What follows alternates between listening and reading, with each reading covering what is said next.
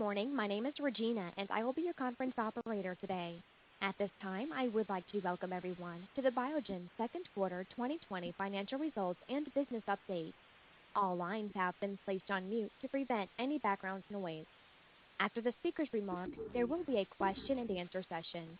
If you would like to ask a question during this time, simply press star, then the number 1 on your telephone keypad. Please limit yourself to one question to allow other participants time for questions. If you require any further follow-up, you may press star 1 again to rejoin the queue. Thank you. I would now like to turn the conference over to Mr. Joe Mara, Vice President, Investor Relations. You may begin your conference. Good morning, and welcome to Biogen's second quarter 2020 earnings call. Before we begin, I encourage everyone to go to the investors section of Biogen.com to find the earnings release and related financial tables, including a reconciliation of the GAAP and non-GAAP financial measures that we will discuss today. Our GAAP financials are provided in tables 1 and 2, and table 3 includes a reconciliation of our GAAP and non-GAAP financial results and our GAAP and non-GAAP financial guidance. We believe non-GAAP financial results better represent the ongoing economics of our business and reflect how we manage the business internally. We've also posted slides on our website that follow the discussions related. I would like to point out that we will be making forward-looking statements which are based on our current expectations and beliefs. These statements are subject to certain risks and uncertainties, and our actual results may differ materially. I encourage you to consult the risk factors discussed in our SEC filings for additional details. On today's call, I am joined by our Chief Executive Officer, Michel Vounatsos, Dr. Al Sandrock, EVP Research and Development, and our CFO, Jeff Capello. Now I will turn the call over to Michel. Good morning, everyone, and thank you for joining us. With a focus on strong execution, we have continued to serve patients, advanced our strategic priorities, and delivered another strong financial quarter. Let me begin with some important developments. First, we have completed our submission for U.S. approval of aducanumab, an unprecedented opportunity for patients and for Biogen to potentially bring to market the first therapy to reduce the devastating clinical decline and meaningfully change the course of Alzheimer's disease. I am incredibly proud of the Biogen team for their dedication and tireless work leading to the completion of our regulatory submission on July 7th. This submission followed ongoing collaboration with the FDA and includes data from a comprehensive clinical development program, including EMERGE, the first positive phase 3 study ever in this space, together with supporting data from the phase 3 ENGAGE study and positive results from the phase 1b PRIME study. Our data show that aducanumab may help to both reduce the decline of cognitive function and help patients' ability to perform certain activities of daily living, which for some patients may result in independence for a longer period of time. In terms of next steps, we anticipate receiving a response from the FDA within 60 days from the submission date, notifying us if the submission has been accepted, and if accepted, whether we have been granted priority review. We plan to communicate both of these decisions via a press release.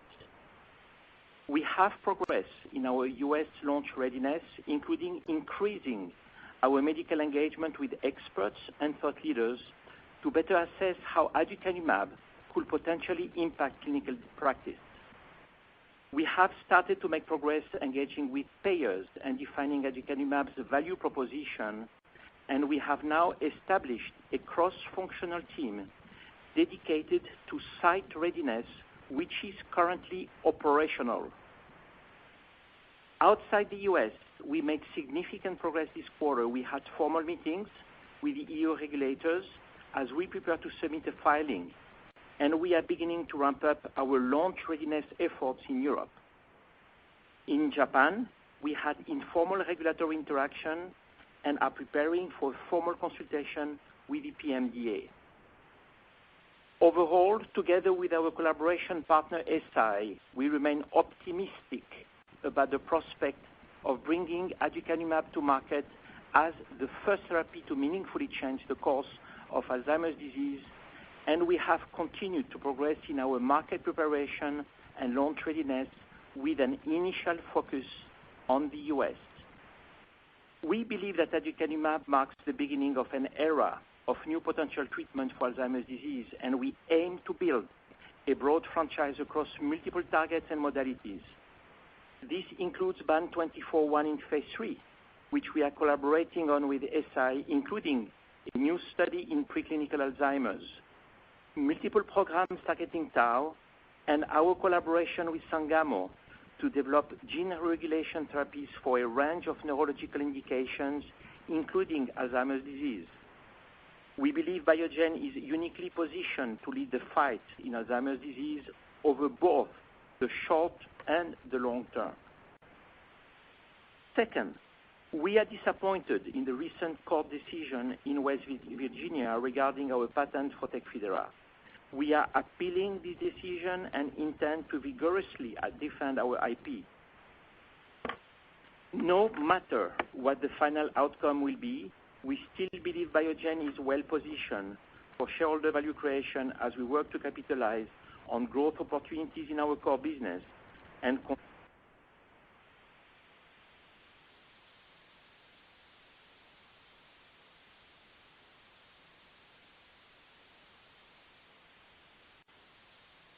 uniquely positioned, and that the time is now for Biogen to lead in the evolution of this space.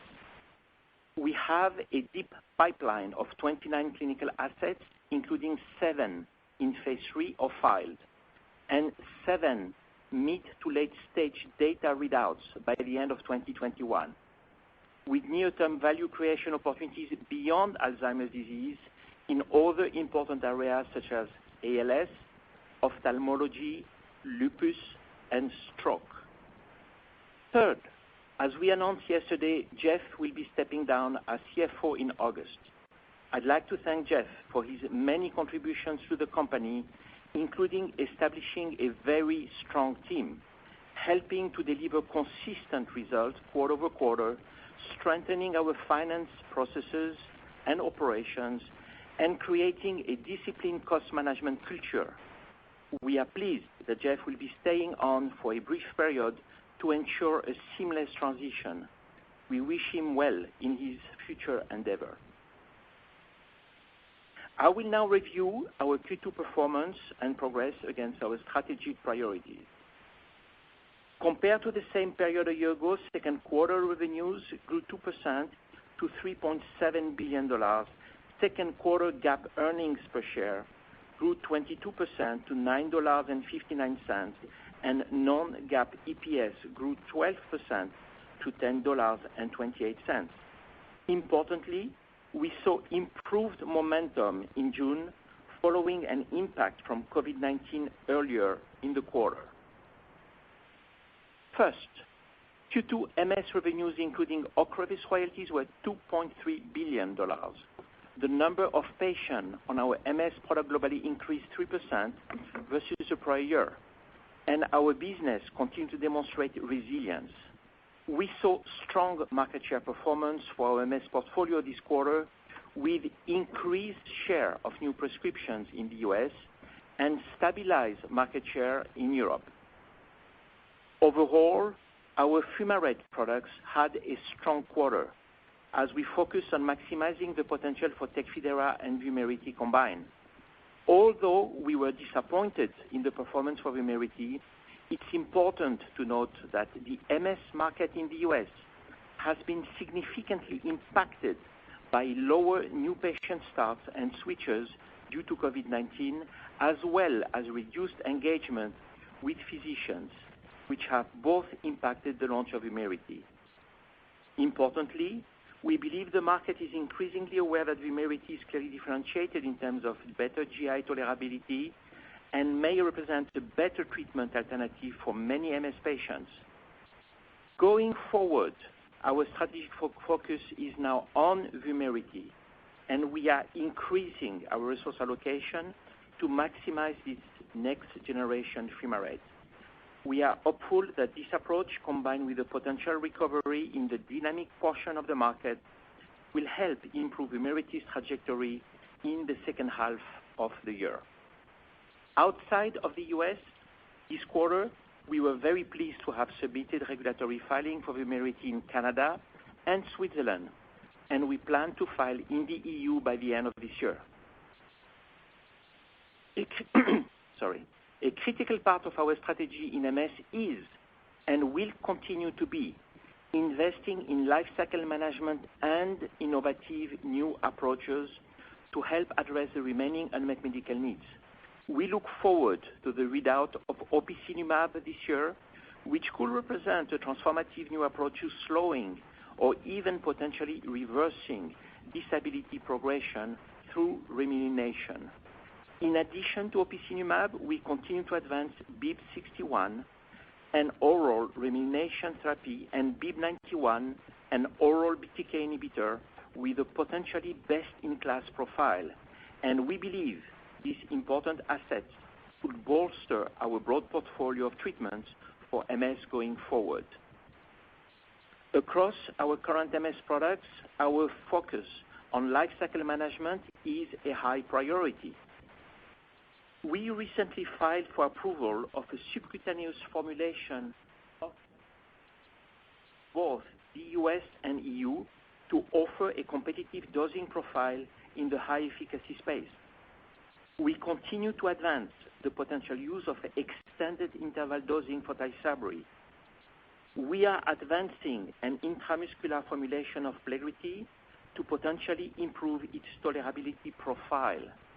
And we are leveraging label updates regarding the use of interferons during pregnancy. We remain committed to MS, and regardless of the outcome of the Tecfidera litigation, we are focused on maximizing the broad opportunities we have with both present and future product offerings. Second, Spinraza. Spinraza generated second quarter global revenues of $495 million, a 1% increase versus the prior year. We are pleased with this performance in light of dosing delays due to COVID-19, which peaked in mid-April and began to normalize in May and June. Including the expanded access program and clinical trials, over 11,000 patients are being treated with Spinraza, an increase of 30% versus the prior year. This quarter, we presented important new data at the virtual Cure SMA meeting showing an unprecedented benefit on survival for pre-symptomatic SMA patients treated with Spinraza. Data from the Nurture study continue to demonstrate the compelling benefit Spinraza can provide to patients. This follows the publication of independent real-world data earlier this year demonstrating the clinically meaningful benefits Spinraza can deliver for teens and adults, which represent the largest portion of the market. Spinraza continues to be the only therapy approved for SMA patients of all ages, with clinically meaningful and sustained efficacy across all age groups. We recently announced our plans to initiate a new clinical study evaluating the safety and efficacy of Spinraza when administered to infants following gene therapy. We believe there is a strong scientific rationale and a high need to evaluate the potential added benefit of Spinraza in this population. We have seen real-world demand for Spinraza in this setting, with 40% of patients in the long-term extension of the phase 1 study of gene therapy going on to receive Spinraza. Further, in our lifecycle management in SMA, we are also investigating whether a higher dose of Spinraza could result in even greater efficacy through the Devote study. Third, Biosimilars revenues for the second quarter were $172 million as we observed an impact from COVID-19, particularly early in the quarter. We estimate that our biosimilar generated approximately 1.8 billion euros of savings to the European healthcare systems in 2019, which we expect will continue to increase in 2020. This is important as we work to create financial headroom for innovation and contribute to the long-term sustainability of the healthcare systems. In addition, Samsung Bioepis recently initiated a phase 3 study for our potential biosimilar referencing EYLEA as we work to expand into ophthalmology and additional geographies, including Japan and the US. Fourth, beyond Alzheimer's disease, we continue to progress our pipeline. We initiated a new phase 1 study in movement disorders. We presented positive first-in-class data for BIIB59 in cutaneous lupus erythematosus, and the positive phase 1/2 results for tofersen in SOD1 ALS were published in the New England Journal of Medicine. Fifth, our cash flow generation remains strong and continue to provide us with significant optionality and flexibility to allocate capital. In Q2, we generated approximately $2 billion in cash flow from operations. We have $5.3 billion in cash and marketable securities on the balance sheet, providing us with the financial flexibility to continue to evaluate external business development and M&A opportunities. As we have demonstrated in the past, we are committed to maximizing returns for our shareholders as we aim to bring innovative therapies to patients, something that demands a thoughtful approach towards all our investment over both the short and the long term. In summary, Biogen has continued to execute well on our strategy, including the recent BLA submission for aducanumab in the US. While we are mindful of the potential risk to Tecfidera, we believe we are well positioned as we continue to build a multi-franchise portfolio, leveraging the interconnectivity of our deep neuroscience pipeline. We expect 7 important mid to late stage readouts by end of next year, and we have several opportunities for meaningful value creation in areas of high unmet medical need beyond Alzheimer's, including ALS, ophthalmology, lupus, and stroke, as well as continued innovation in MS and SMA. I will now turn the call over to Al for a more detailed update on our recent progress in R&D.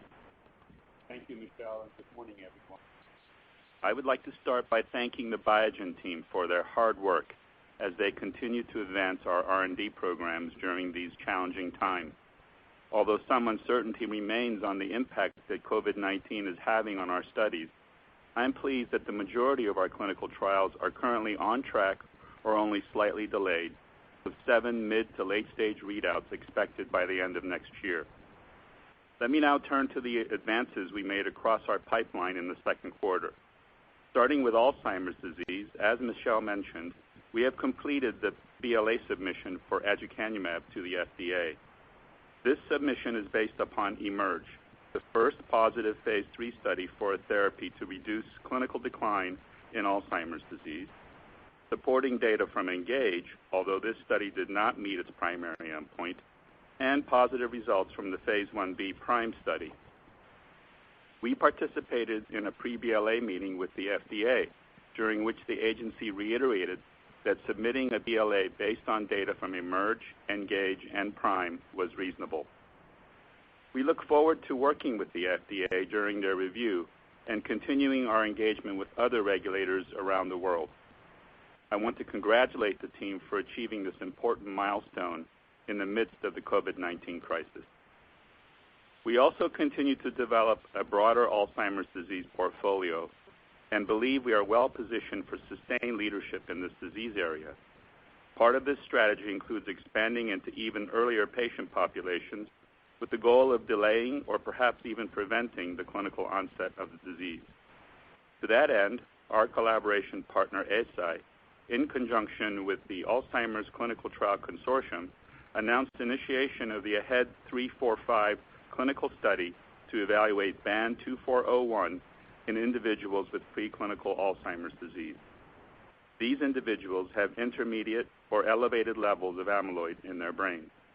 Together, the A3 and A45 studies will evaluate whether early administration of BAN2401 can suppress the progression of amyloid and tau pathology and reduce cognitive decline in the very early stages of Alzheimer's disease. The results of the BAN2401 phase 2 study, as well as the similarities between BAN2401 and aducanumab, give us reason to be optimistic regarding the ongoing phase 3 study for BAN2401 in early Alzheimer's disease. Beyond amyloid beta, we continue to advance several programs aimed at different drug targets, including tau, which, when misfolded, is the principal constituent of neurofibrillary tangles, a hallmark of Alzheimer's pathology. The accumulation and spread of misfolded tau in the brain correlates with disease progression and may make it amenable to clearance via antibody-based approaches, which we believe target extracellular forms of the protein. Our lead tau asset is gosuranemab, a monoclonal antibody currently in a phase 2 study in Alzheimer's disease. This study is fully enrolled with data expected in the first half of next year. In addition to gosuranemab, we also have BIIB76, a distinct anti-tau antibody in phase 1.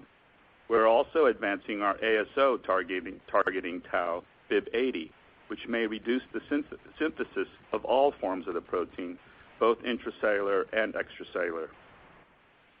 Moving to our MS portfolio, we continue to advance a number of initiatives aimed at further unlocking the value of our existing franchise. To that end, we presented new data across our MS portfolio at the AAN meeting in May. Among the data presented were new data on Tysabri, which supported previous findings that extended interval dosing is associated with a lower incidence of PML and may maintain comparable efficacy as assessed by serum neurofilament light biomarkers. The efficacy of extended interval dosing as compared to the standard dosing regimen is being assessed prospectively in the ongoing NOVA study, which has an expected readout in the first half of next year. In addition, we are pursuing what we hope will be transformative approaches in MS. The most advanced asset in our MS pipeline is opicinumab, or anti-LINGO, which is a potential first-in-class remyelination agent to promote neuronal repair and potentially reverse disability in MS. The safety and efficacy of opicinumab as an add-on to existing disease-modifying therapies in MS is currently being evaluated in the phase 2b Affinity trial. Affinity takes advantage of data from the prior Synergy phase 2 study in MS and a subsequent post-hoc analysis to identify what we believe are additional criteria needed to identify the right patients, the right dose, and the right measurements to assess the therapeutic potential of opicinumab. We also have an oral remyelination agent, BIIB061, in phase 1 that has a target distinct from that of anti-LINGO.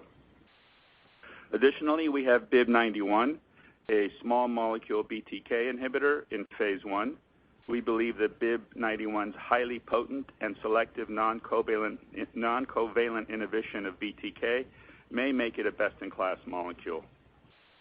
Turning to neuromuscular disorders, we presented an update on the ongoing NURTURE study at the Cure SMA meeting this last month. NURTURE, which is the longest study ever done on the treatment of pre-symptomatic patients with SMA, evaluates nusinersen in infants who had initiated treatment shortly after birth and prior to the onset of symptoms. The new analysis showed that all 25, or 100% of children up to 4.8 years of age were alive and remained free of permanent ventilation, with 88% walking independently and 96% able to walk with assistance. We are pleased to report that the U.S. label of nusinersen was recently updated to include the additional data gathered in the NURTURE study. In ALS, the results from the phase 1/2 trial of tofersen in patients with genetic ALS due to mutations in SOD1 were published in the New England Journal of Medicine this month. This study showed promising signs of efficacy across multiple clinical and biomarker endpoints. We are encouraged by these results and look forward to the results of the ongoing phase 3 VALOR study, which is expected to read out late next year. We believe that the tofersen results have positive implications for our other assets for ALS, including BIIB78 for ALS due to mutations in C9orf, the most common genetic cause of the disease, as well as our program targeting ataxin-2. Next, I would like to turn to the encouraging progress we are making in lupus. Last month at the European College of Rheumatology meeting, we presented results from our phase 2 LILAC study evaluating the safety and efficacy of BIIB59, a fully humanized monoclonal antibody targeting BDCA2 in individuals with active cutaneous lupus erythematosus, or CLE, with or without systemic manifestations. BIIB59 treatment resulted in a dose response on the Class A score, a well-defined and reliable outcome measure to detect CLE skin disease activity. Specifically, study participants with CLE treated with BIIB59 showed statistically significant reductions in Class A score at week 16 versus placebo, with a p-value on the primary endpoint of less than 0.001. BIIB59 was discovered and developed by Biogen scientists and has the potential to be the first anti-BDCA2 antibody for the treatment of lupus. We plan to initiate a phase 3 program for BIIB59 in the first half of next year. In collaboration with our partner UCB, we aim to start in Q3 of this year the phase 3 program for dapirolizumab pegol in patients with active systemic lupus erythematosus, despite being treated by standard of care therapies. This phase 3 program follows promising results from the phase 2b clinical trial, of which interim results were presented at EULAR in June of 2019. Together with BIIB59 and dapirolizumab, both in late-stage development, we are well positioned to potentially build a meaningful franchise in lupus, a disease in which patients need better treatment options. Turning to ophthalmology, we continue to advance our gene therapy programs for inherited retinal disorders, including BIIB111 for choroideremia and BIIB112 for X-linked retinitis pigmentosa, both diseases with no approved treatments. We expect data from the phase 3 study of BIIB111 in the first half of next year. Importantly, this represents our next pivotal readout and our next potential commercial product after aducanumab. We also expect data from the phase 2/3 study of BIIB112 in the first half of 2021. We are pleased to have entered into a licensing agreement with Massachusetts Eye and Ear Infirmary to develop a potential treatment for inherited retinal degeneration due to mutations in the PRPF31 gene, which are among the most common causes for autosomal dominant retinitis pigmentosa. In summary, we continue to progress a broad and deep pipeline focused on neuroscience aimed at capitalizing on the breaking science, including the advancements in imaging, CSF, and blood-based biomarkers, and the significant unmet need in this space as we work to create a multi-franchise portfolio. Through the end of next year, we have a significant number of expected mid to late-stage readouts across a diverse set of important therapeutic areas, including MS, ALS, ophthalmology, Parkinson's disease, stroke, and Alzheimer's disease. We believe that our pipeline will be a source of sustained innovation to help drive long-term growth of the company. I will now pass the call to Jeff. Thanks, Al. Good morning, everyone. We are pleased that Biogen had another strong quarter despite the COVID-19 challenges as we continue to execute well. We remain in a very strong financial position with significant cash and financial capacity to continue to grow the business over the long term. I will now review our financial performance in the quarter and provide an update to our full-year guidance. Total revenues for the second quarter grew 2% year-over-year to $3.7 billion. As a reminder, we believe that the Q1 2020 revenues included a benefit of approximately $100 million attributed to accelerated sales due to the COVID-19 pandemic, of which we believe $75 million approximately was utilized in the second quarter of this year. Overall, we executed well in our MS business, delivering revenues of $2.3 billion in the second quarter, including Ocrevus royalties of $208 million, declining 2% versus the prior year. Global MS revenues in the second quarter decreased 4% versus the prior year without Ocrevus royalties.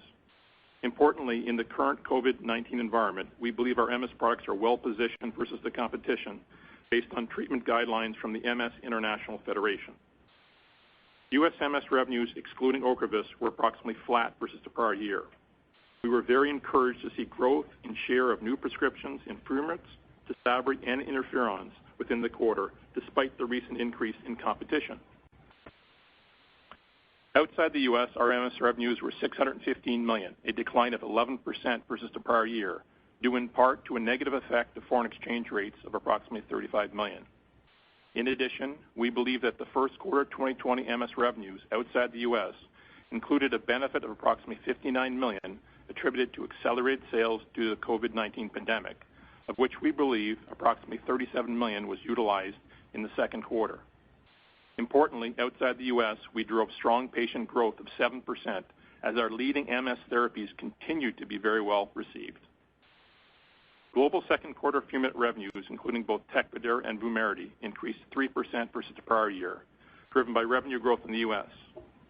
In the U.S., Fumarate revenue grew 6% versus the prior year. U.S. Fumarate revenues were impacted by an increase in channel inventory of approximately $15 million in the second quarter of 2020, compared to a decrease of approximately $15 million in the second quarter of last year.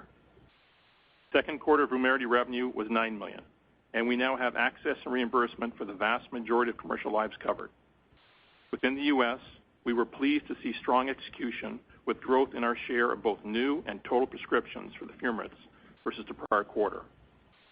As Michelle mentioned, we are increasing our resource allocation for Vumerity, and it's important to note that COVID-19 is impacting overall new prescription volumes in the U.S., making new product launches more challenging, including for Vumerity.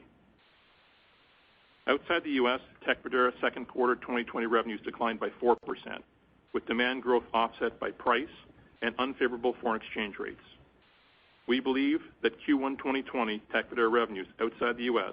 included a benefit of approximately $28 million attributed to accelerated sales due to COVID-19 pandemic, of which we believe approximately $17 million was utilized in Q2 2020. Importantly, the number of Tecfidera patients outside the U.S.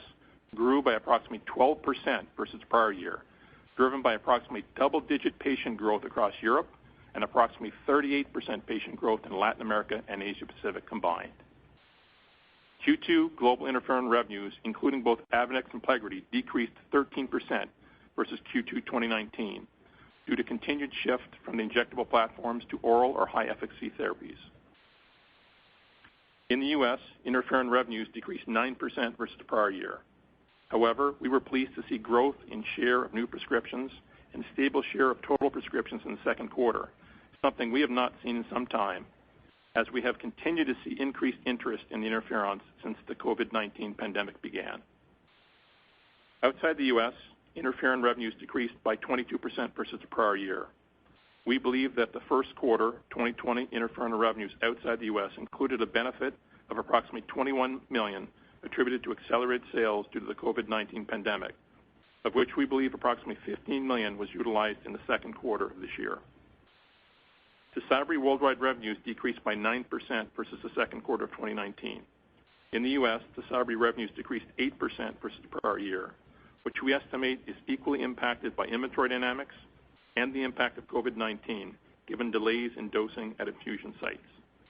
Within the U.S., we were pleased to see roughly stable adjusted volumes and share of new prescriptions versus the prior quarter. Outside the U.S., Tysabri revenues decreased by 11% versus the prior year, negatively impacted by approximately $12 million due to unfavorable foreign exchange rates as well as channel dynamics. In addition, we believe that Q1 2020 Tysabri revenues outside the U.S. included a benefit of approximately $7 million attributed to accelerated sales due to the COVID-19 pandemic, of which we believe approximately $5 million was utilized in the second quarter of 2020. Importantly, outside the U.S., we were pleased to see continued patient growth of 5% for Tysabri versus the prior year. We believe Tysabri is well positioned to play an increasingly important role in MS treatment with several important initiatives, including pursuing Tysabri subcutaneous administration, the potential for extended interval dosing, and an option for home infusion. Overall, we were pleased with the execution of our MS franchise and the continued strong performance of our MS business in the second quarter. We remain focused on maximizing the resilience of our market-leading franchise. Let me now move on to Spinraza. Global second quarter Spinraza revenues increased 1% versus the prior year to $495 million. In the U.S., revenues decreased 9% versus the second quarter of 2019 and decreased 11% versus the first quarter of 2020. The number of patients on therapy in the U.S. increased by 6% as compared to the prior year and decreased slightly versus the prior quarter, as we believe COVID-19 had an impact on new patient starts. Although the U.S. Spinraza business was impacted by COVID-19 in the second quarter, we were pleased with our overall execution as we saw more centers come back online, excuse me, and most patients continued to receive their therapy, though with some dosing delays. We saw a strong improvement in maintenance doses in June and exited the quarter with good momentum. Outside the U.S., Spinraza revenues increased 10% versus the second quarter of 2019, demonstrating strong performance despite the impact of COVID-19. Broad growth across all major regions of the world, with an increased number of countries contributing as we continue this very successful product launch. Importantly, we are encouraged that the recently published independent real-world data on the use of Spinraza in adults has helped us to secure broader reimbursement for older patients in certain European markets. Overall, we were pleased with Spinraza's performance in the second quarter, despite the challenges of COVID-19. Importantly, we now estimate that there are over 60,000 patients with SMA in global markets, and we expect to commercialize significantly higher than our previous estimate of 45,000.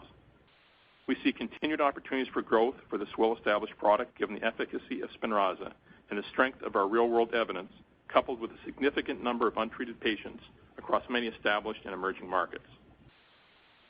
Let me now move on to our biosimilars business, which generated $172 million in this quarter, decreasing by 7%, partially due to market dynamics due to COVID-19. We believe that the first quarter 2020 biosimilar revenues included a benefit of approximately $15 million attributed to accelerated sales due to COVID-19 pandemic, of which we believe approximately $9 million was utilized in Q2 2020. Q2 biosimilars revenues were also negatively impacted by a relatively higher slowdown in new treatment for immunology patients as a result of COVID-19, impacting both the year-over-year and quarter-over-quarter comparisons. We estimate there are now approximately 215,000 patients using our biosimilars in Europe. Benepali remained the number one prescribed Enbrel biosimilar across the major EU5 markets. Flexabi volumes grew 58% versus the prior year, and Imraldi volumes grew 46% versus the prior year.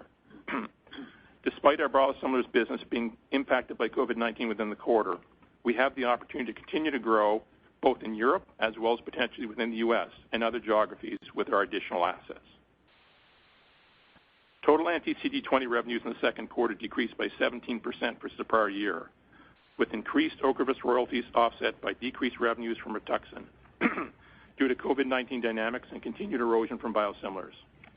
Total other revenues in the second quarter increased 155% excuse me, versus the prior year, due primarily to approximately $330 million in revenues related to the license of certain manufacturing-related intellectual property to one of our corporate partners, which impacted contract manufacturing revenues. Note this was a previously anticipated transaction in 2020. Let me now turn to gross margins. Q2 2020 gross margin was 89%, an improvement versus the 87% in the prior year due to higher margin contract manufacturing revenue and improved versus the prior quarter. Q2 GAAP R&D expense was 18% of revenue, and non-GAAP was 15% of revenue. In the second quarter, we recorded a GAAP expense of $208 million and non-GAAP R&D expense of $125 million, both related to our collaboration with Sangamo Therapeutics. Q2 GAAP and non-GAAP SG&A were both 15% of revenue. We still expect SG&A to increase in the second half of the year as we ramp up our commercial preparations for aducanumab. Q2 GAAP other income was $63 million, which included $103 million in unrealized gains on investments, principally driven by an increase in the fair value of our equity investments in Ionis Pharmaceuticals and Sangamo. Q2 non-GAAP other expense was $30 million. In Q2 of this year, our effective GAAP tax rate was approximately 22%, an increase from approximately 14% in the second quarter of 2019. This is due to a non-recurring prior year income tax benefit on a change in our tax profile and a current year income tax expense related to a net valuation allowance. For the second quarter of 2020, our effective non-GAAP tax rate was approximately 19%, an increase from approximately 14% in the second quarter of 2019, primarily due to the non-recurring benefit of the prior year change in our tax profile. We repurchased approximately 9 million shares in the second quarter at an average price of $313 for a total value of approximately $2.8 billion. As of the end of the second quarter, approximately $1.3 billion was remaining under the share repurchase program authorized in December 2019.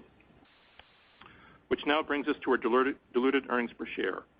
In the second quarter, we booked GAAP EPS of $9.59, an increase of 22% versus the prior year, and non-GAAP earnings per share of $10.26, a 12% increase versus the prior year. We generated approximately $1.95 billion in net cash flows from operations in the second quarter.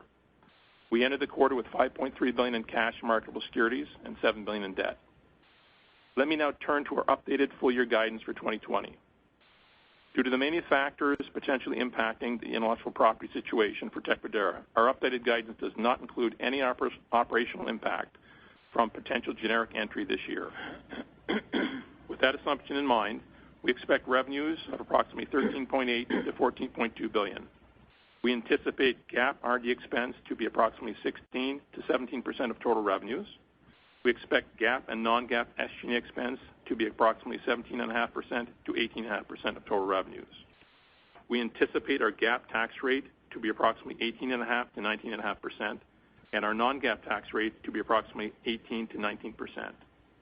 We anticipate full-year 2020 GAAP diluted earnings per share results of $32 to $34, and non-GAAP diluted earnings per share to be between $34 and $36. It's important to note that this guidance does not include any impact from potential acquisitions or large business development transactions, as both are very hard to predict. Our guidance assumes a stable share count off the second quarter of 2020 and no change to foreign exchange rates. Before I conclude, I would like to say that I have truly enjoyed working as a CFO of Biogen. I'm proud of what I have been able to contribute, and I believe Biogen is in a stronger position for long-term shareholder value creation with multiple opportunities ahead of it. I wish the best of luck to the entire Biogen team moving forward. I'll now turn the call back over to Michel for his closing comments. Thank you so much, Jeff. Biogen continued to demonstrate strong execution this quarter. We again delivered solid financial results, made strong progress advancing our strategy of building a multi-franchise portfolio, and importantly, are one step closer to a potential approval for aducanumab as the first therapy to reduce clinical decline in Alzheimer's disease. I want to reiterate our commitment to maximizing returns to our shareholders and bringing innovative therapies to patients now and over the long term. This requires that we continue to allocate capital efficiently, effectively, and appropriately. As we have demonstrated in the past, we will always strive to have an optimal capital structure as well as aim for superior returns from the investments we make. Finally, our organization takes very seriously the recent racial injustice events and the considerable health inequity that still exists, as highlighted by the COVID-19 crisis. Now, more than ever, we are focused on advancing our broader purpose as an organization as we aim to pioneer science for the betterment of humanity. This includes doing the right thing for patients, our employees, the environment, and the community, all of which we believe contribute to long-term sustainable shareholder value. This also includes accelerating our efforts in diversity and inclusion across our organization, an area where Biogen was already taking a leading position, from hiring to the way we conduct clinical trials and working to ensure that the most vulnerable have access to our therapies. I am proud of what Biogen stands for, and I believe this approach positions us well to be a sustainable organization over the long term, as we remain focused on being the leader in neuroscience to address the tremendous societal needs in this space. Again, I would like to thank our employees around the world who are dedicated to making a positive impact on patients' lives, including ensuring access to our therapies during these challenging times. With that, we will open the call for questions. As a reminder, we would appreciate it if you can limit yourself to one question, as there are a number of analysts on the call. Thank you. If you would like to ask a question, please press star then one on your telephone keypad. Our first question will come from the line of Cory Kasimov with J.P. Morgan. Hey, great. Good morning, guys. Thanks for taking the questions. Let me just say, Jeff, it's been great working with you while you've been at Biogen. So my question is for the recently announced phase 3 pre-symptomatic Alzheimer's study. Can you elaborate on the rationale for choosing BAN2401 over aducanumab? I guess, what about that asset made it more attractive to initially move into the setting? Is it the lack of required dose titrations or something else? Thanks a lot. Corey, this is Al Sandrock. I actually heard every third word of your question, so I'm not sure, but I think you were asking about BAN2401 in preclinical Alzheimer's disease and perhaps comparisons to aducanumab. If that's true, then I would say that yes, BAN2401 and aducanumab are very similar antibodies. They both prefer to bind to aggregated forms of A-beta, and they both show a robust effect on amyloid PET imaging, and also both have shown a reduction in clinical decline in phase 2 or phase 1 and phase 3 trials. We're very excited that our partners at Eisai are initiating this clinical study with the Alzheimer's Disease Clinical Trial Consortium.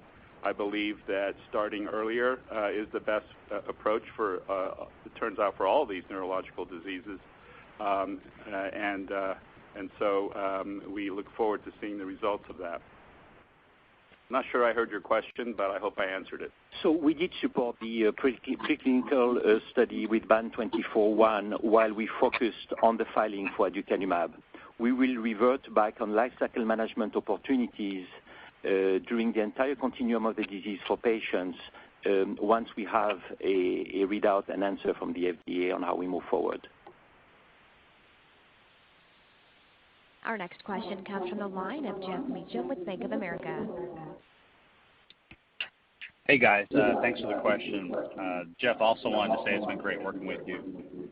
Another one on aducanumab. I know the next decision is the next step is a decision from FDA, but when you look at Engage versus Emerge, I'm just wondering if you can go into any detail of the analysis over, say, the past 6 to 9 months that you guys have done with FDA, whether that could be published or at a medical conference, or anything that you can share with us in terms of what the developments have been over the past pretty much since the beginning of this year. Thank you. So Jeff, just to make sure we got the gist of your question, you're asking more about the timing over the next few months?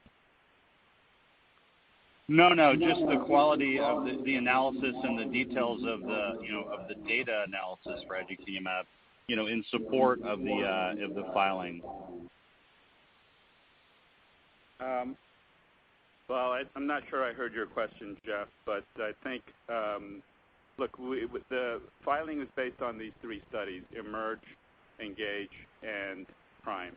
Emerge is the first study to show an effect not only on the primary endpoint, but all 3 pre-specified secondary endpoints. We believe that data from Engage, that portions of the data from Engage, a negative study, that portions of it do support the analysis that we did with Emerge. And also Prime, which was published, shows even though the clinical endpoints were exploratory endpoints, on the highest dose, there was an effect on MMSE as well as CDR sum of boxes.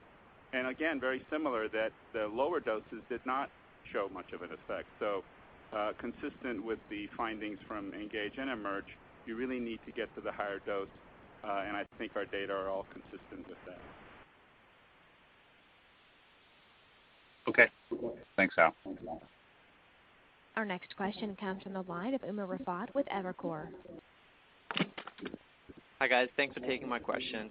I guess if I may focus on Tecfidera Vumerity for a second. Michelle, you mentioned you're working on 2 life cycle management programs for Plegridy and Tysabri, but I feel like the most important life cycle management program that's been on the market for a few months but has been a complete laggard has been Vumerity. And my question is, why is that, and why is almost every single precedent on life cycle management capturing well above 25% share and up to 80%? I would just love to hear your take on commercial perspective on what happened on this. Yeah, thank you for the question. And I share the disappointment for the performance to date on Vumerity, and you can anticipate that based on the patent life that we have, we are working on life cycle management opportunities for the long run. We did launch Vumerity in December, and we had encouraging start forms, and then COVID came.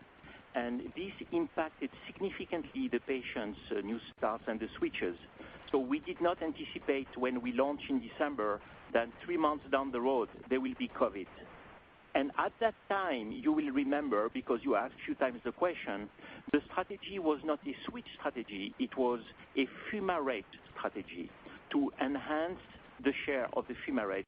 And the results are not bad, but this is not an excuse for the lack of performance to date of Vumerity, for which the U.S. organization is all over it. So what it shows is that it's difficult, it's challenging to launch when there is a shutdown. It is challenging to change your behavior when you cannot meet the prescriber. Having said that, now the entire focus is pivoting on Vumerity. And this is the good time, because we have a very good access, close to 90%. We increase significantly the resource allocation. This is a next generation fumarate with good data. Vumerity is differentiated, as you know, in terms of GI tolerability. It doesn't mean that all the patients on Tecfidera could benefit from Vumerity, because those who are stable should stay on Tecfidera. But there is a significantly enhanced focus of the organization on one brand, Vumerity, the new generation fumarate, and the next month should speak. So we don't give up, and you should not. Our next question comes from the line of Mark Goodman with SVB Leerink. Yes, good morning. Jeff, I was wondering if you could talk about the SG&A guidance. Looks like it's $300 million less than it was before. There's been no change in the ramp up in your spend commitment for ADU in the second half of the year. So where are the cuts coming from? Thanks, Mark. So, in this pandemic, we've found that obviously there's much less travel going on, much less conferences, meetings, and other discretionary spend. And so the vast majority of that difference in guidance is due to the fact that we have significant savings in the second quarter, and we anticipate that those savings will continue in the back half of the year. Our next question comes from the line of Jay Olson with Oppenheimer. Oh, hi. Thanks for taking the question. Since you submitted the aducanumab BLA in a modular fashion, can you comment on whether the FDA began a rolling review of those modules, or if they waited until the entire BLA submission was completed before initiating their review? Thank you. Well, I don't want to comment on FDA's internal processes. It's true that we did submit modules as they became available to submit, and so they've had some modules for some months now. But whether or not they reviewed them, I don't, that's in FDA internal processes. I can't comment on it. Thank you. Your next question comes from the line of Michael Yee with Jefferies. Hey, good morning, and thanks, and congrats on the progress, particularly Al with the filing. I know that was unprecedented. Maybe, Al, can you just comment on a simple question about how you think about priority review and whether or not there's any reason it would not be, and whether or not you guys logically used a voucher? And then you made a nice comment about Europe, how you're preparing there to file. So is that actually you've had a discussion with them and you've gotten sort of a similar agreement? Just comment there on Europe. Thank you so much.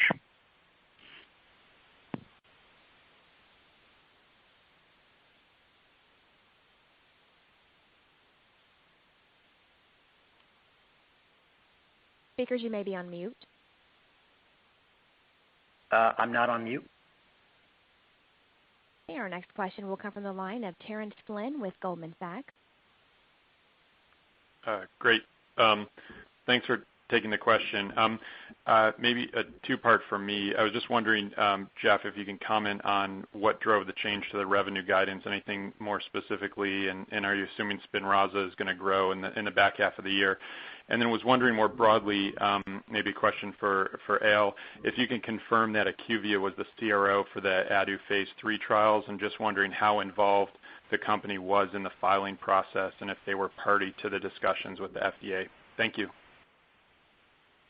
Hi, this is Al Sandrock. I'm not sure Michael heard my answer previously, so I'm going to repeat it.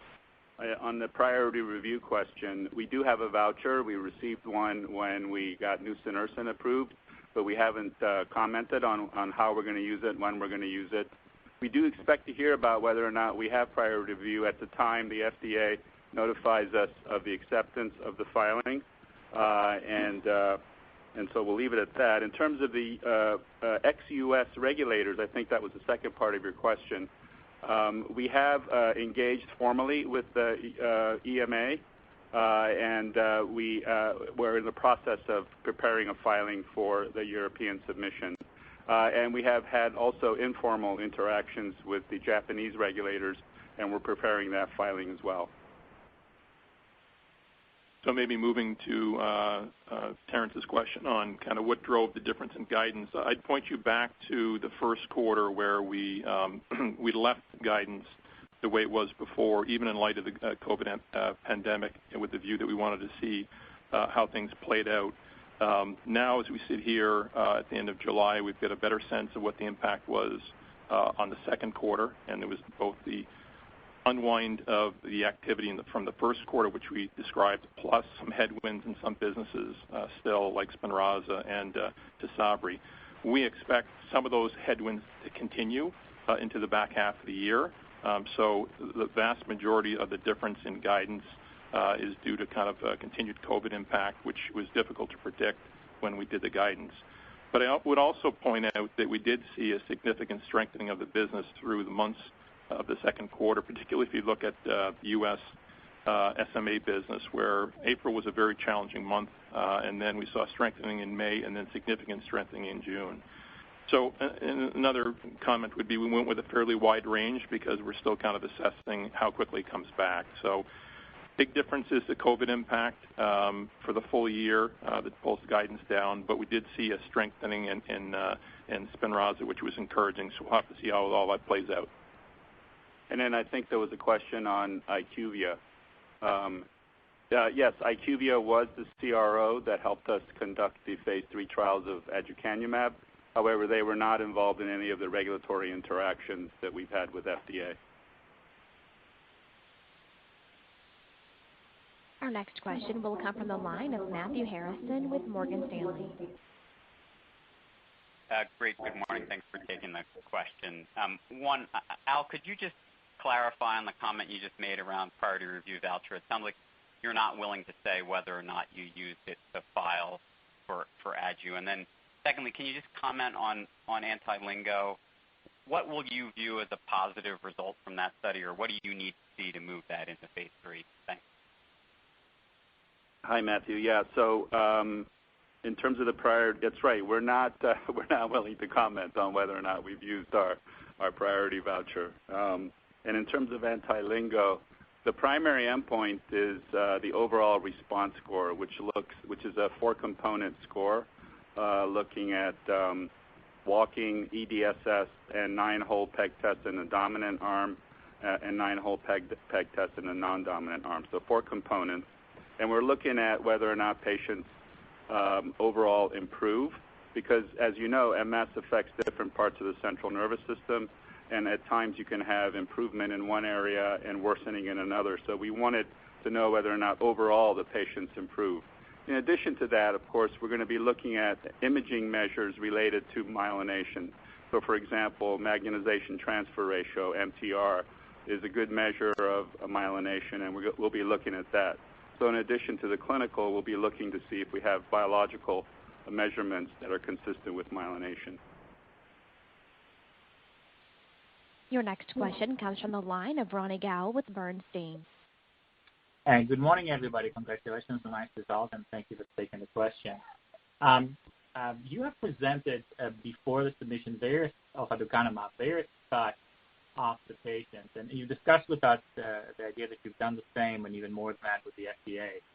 I was wondering if you can share with us what is the primary patient cut used for the review? Is the total set of patients, all those who received a certain number of high doses versus placebo? And to the extent you can answer that, I was wondering if you can share with me instead if you're using copay and rebate differences to drive the adoption of Vumerity going forward, or is it just a difference in the educational focus of the organization? So, Ronnie, I'll take the first part. So we submitted all the data from those three studies that I mentioned, Emerge, Engage, and Prime. And what the FDA chooses to look at is that's their purview. I will say that in terms of the negative study, Engage, we have analyses that show that those who receive the highest dose over a sustained period of time do show evidence of efficacy similar to what we found in Emerge. And so that's the data we presented to CTAD and at ADPD, and that's why we believe there's supportive evidence coming from Engage. So concerning the second part of the question, Ronnie, on Vumerity, since the focus now is on Vumerity, not on the fumarates, I can tell you that all levels are aligned. At the payer level, at the patient services level, at the sales force level, including incentive schemes to shape the behavior, at the medical affairs level. So the organization is absolutely aligned and focused on all those levels. Next 5 months will be critical. Thank you. Your next question comes from the line of Phil Nadeau with Cowen and Company. Good morning. Thanks for taking my question. Jeff, let me add my well wishes as you move on to your next opportunity. Thanks for the help over the years. Question for you, Al. In the prepared remarks, you suggested that the FDA in the pre-BLA meeting noted that the submission of aducanumab based on the 3 studies is reasonable. I'm curious whether you can provide any more detail on the pre-BLA meeting. What topics were discussed? What feedback did you receive? And maybe in particular, did the FDA indicate whether an advisory committee would be likely? Thanks. Hi, Phil. Yeah, so, it's our policy not to talk about the content of our regulatory interactions, so I'm not prepared to go any further than what I said in my prepared remarks. In terms of the advisory committee, it would not be unusual for the first disease-modifying therapy of this type to be reviewed at an advisory committee. So we are starting to prepare for one. Whether or not we have one and when it will be up to the FDA, and we expect to hear that at around the time that we are notified of whether or not the file has been accepted. Great, thank you. Your next question comes from the line of Tim Anderson with Wolfe Research. Thank you. I have a question on aducanumab. On tau as a biomarker, which in Alzheimer's has really risen in prominence over the last few years, either measured as PET or serum or CSF. The amount of tau biomarker data you collected in Engage and Emerge was quite low in the context of the size of those 2 trials, and I'm wondering what FDA's feedback has been to you on this in terms of potentially wanting more tau biomarker data. My understanding is that the new Embark study, you are capturing tau on everyone. I think that includes tau imaging, so any commentary on that would be helpful. And then you guys have been willing to disclose you've asked for a priority review. What I haven't heard you talk about is whether you've requested breakthrough therapy designation, which is arguably a better litmus test for how FDA views the data we have. So, Tim, you're right that tau has risen in prominence as an important biomarker and perhaps drug target in Alzheimer's disease. And that's because if you look at what correlates best with clinical progression, tau accumulation seems to do so. However, our belief is that there's an interaction between amyloid beta and tau, and it's possible that tau misfolding and spreading could be triggered by a number of factors, trauma for one, but it could be that amyloid beta also does. And our data would be consistent with that in the sense that when we use aducanumab, which is specific for amyloid beta, and we see downstream effects on tau, both by imaging and by CSF. And the reason why it's not that many patients is that, first of all, it's hard to convince patients to undergo lumbar puncture twice.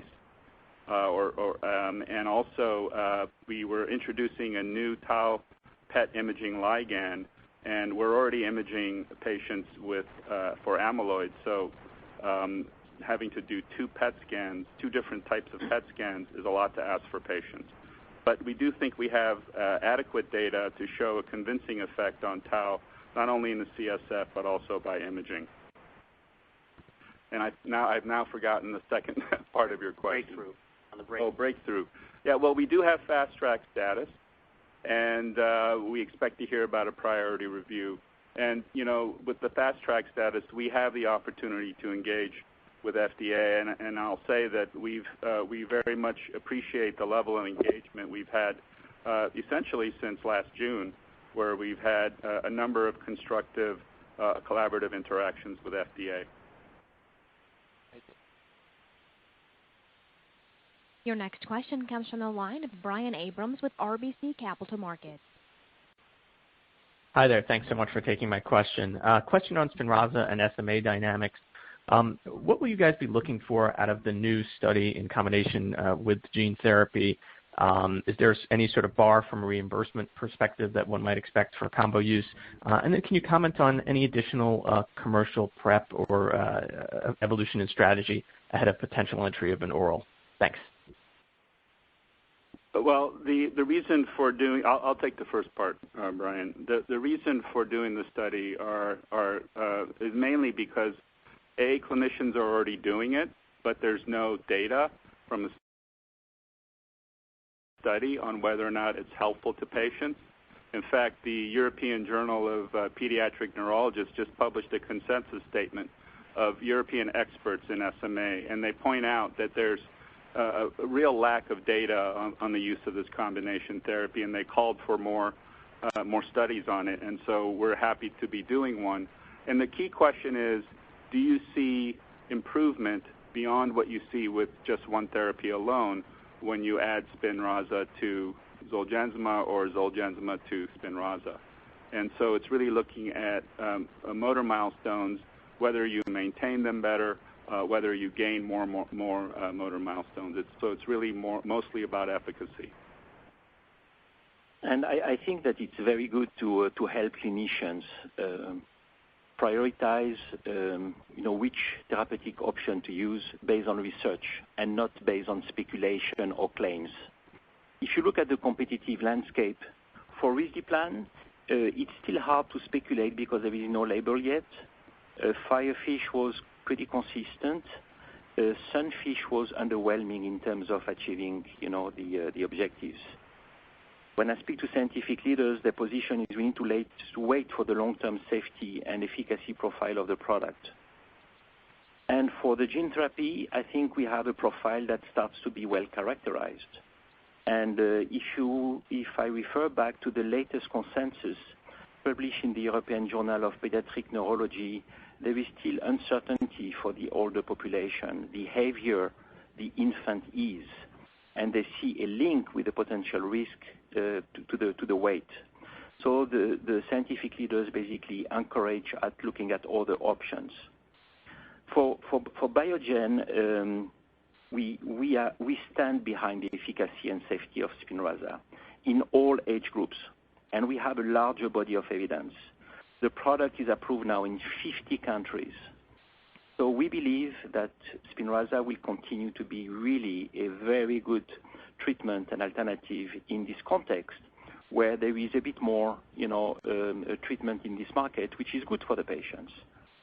So we are working to enhance the efficacy by increasing the dose. I'm not sure others can do that. And last but not least, there is a response study after gene therapy. So I think it's good in order to best educate the market. So we are confident.